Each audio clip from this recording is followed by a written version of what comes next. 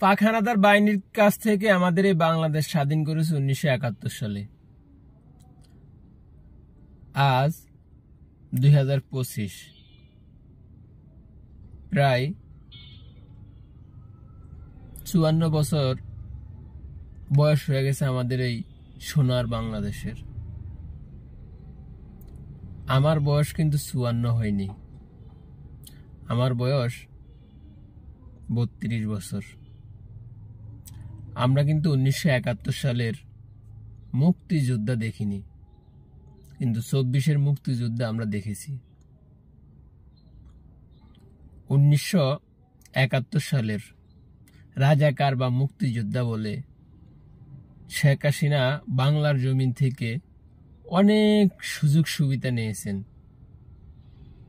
রাজাকার আর মুক্তিযোদ্ধা আর 1971 বলে বলে শেখ হাসিনা সব খায়া ফেলেছেন। 1971 সালের আর কিছু নাই, যা খাওয়ার দরকার শেখ হাসিনা খায়া ফেলছেন।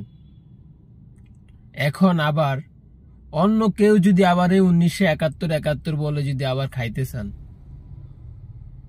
আর এটার কিছুই নাই। এটা বাইজা যা খাওয়ার দরকার হেতি খায়া ফেলছেন। এখন 2024-এর যারা প্রজন্ম আছেন, যারা 1971 দেখেনি 2024 দেখছেন, তারা 2024 নিয়ে ভাবতেছেন। কারণ 1971 সালের চেয়ে 2024 কম ছিল না। আমরা 1971 সালে দেশ পেয়েছি, আর 2024 সালে আমরা স্বৈরাচার মুক্ত হয়েছি। তাহলে দুইটার চেয়ে দুইটা কম না। আমরা দুইটাকে সেলুট করি, শ্রদ্ধা করি, স্মরণ করি।